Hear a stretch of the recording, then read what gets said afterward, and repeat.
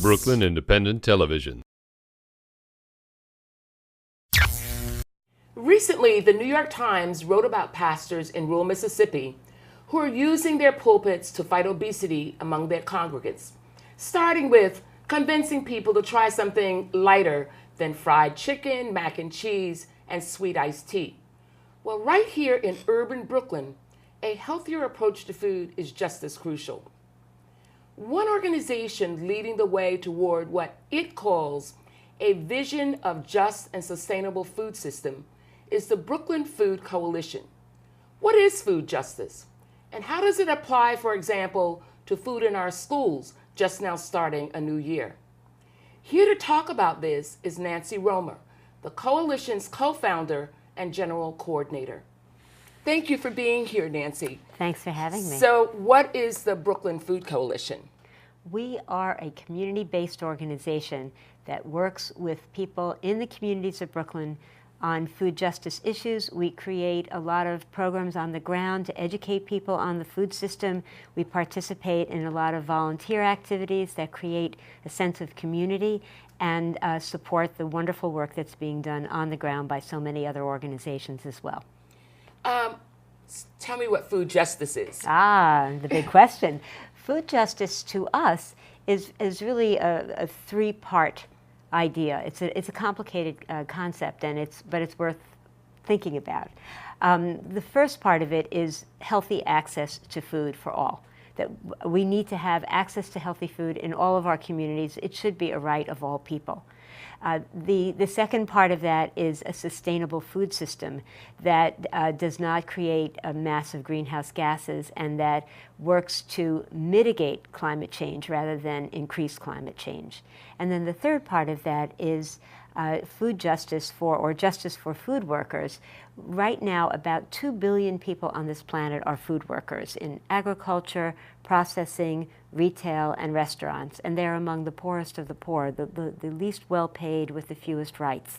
And we'd like to see changes in that, increased salaries and increased rights on the job. That would take a big bite out of poverty right there. It sounds like you are bringing together lots of groups with different interests but related somehow to food. Is that, did I get it right? You got it right. We're trying to coalesce all these ideas together because if you only talk about tasty food, or you only talk about sustainable agriculture, or you only talk about rights for workers, but you don't bring in the whole picture of a sick food system that's harming our people and harming our planet, then we lose the power that we need for real change.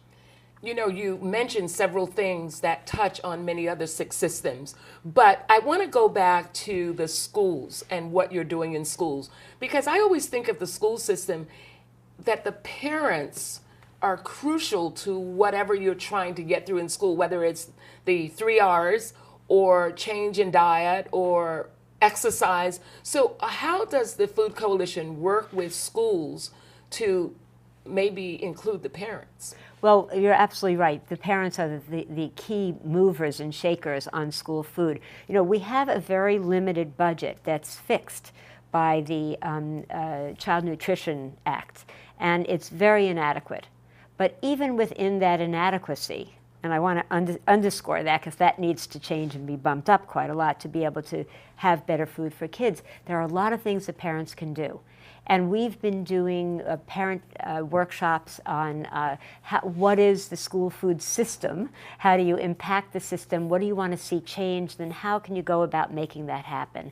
And we've been working primarily in Bed-Stuy, Bushwick, East New York, and Brownsville, but we also have I just want to put out there that that's some of the areas in the city with the highest rates of obesity, then diabetes, heart disease, and so forth. So you've chosen good communities to start in. Absolutely. The need is very great. And also, we work in other communities as well, certainly, and we're trying to provide materials and support and some coalescence so that we can be powerful as parent and teacher bodies in the borough to make the changes that we need. But parents need to understand that they can affect and increased fruits and vegetables. They can get rid of chicken nuggets and have chicken on the bone. They can have water jets instead of juice.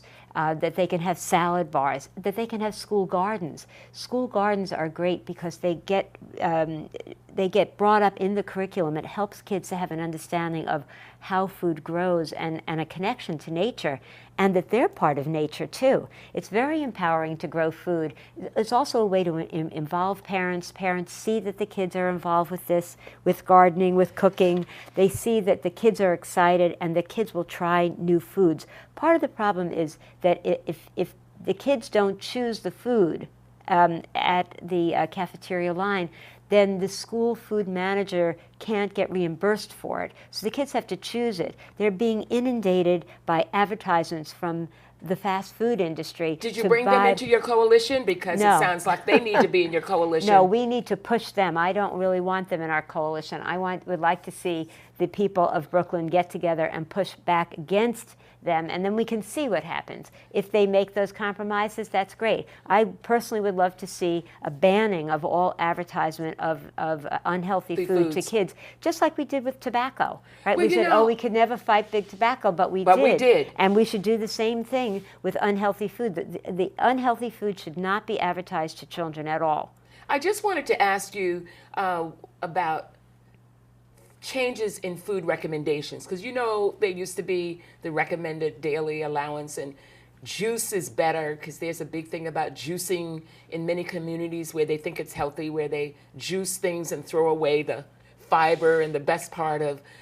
Is there anything that's done at that basic a level so that people will understand there's nothing wrong with juice if you have just a little bit, but is there anything that's done to help them at the very basic level of knowing the value of various foods versus others?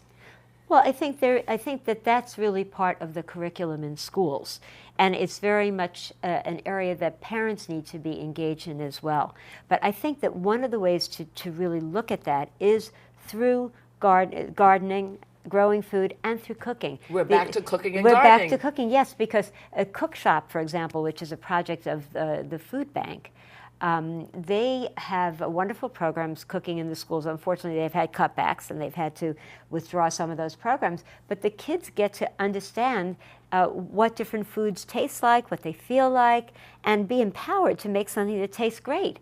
I think that's very important. I'm going to have to leave it with food tasting great because our time is up. Oh, I really want to thank you for being here, and I want you to tell people how to get in touch with the Food Coalition. Okay, they can go to info@bklynfoodcoalition.org. That's the email address. They can go to our beautiful website, bklynfoodcoalition.org.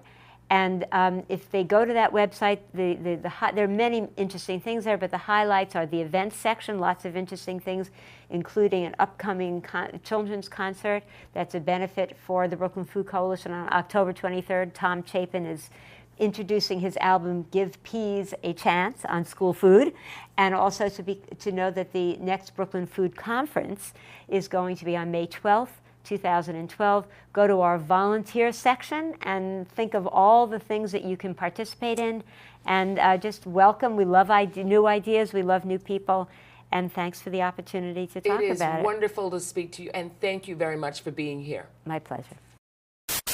Become a fan on Facebook, like Brooklyn Independent Television.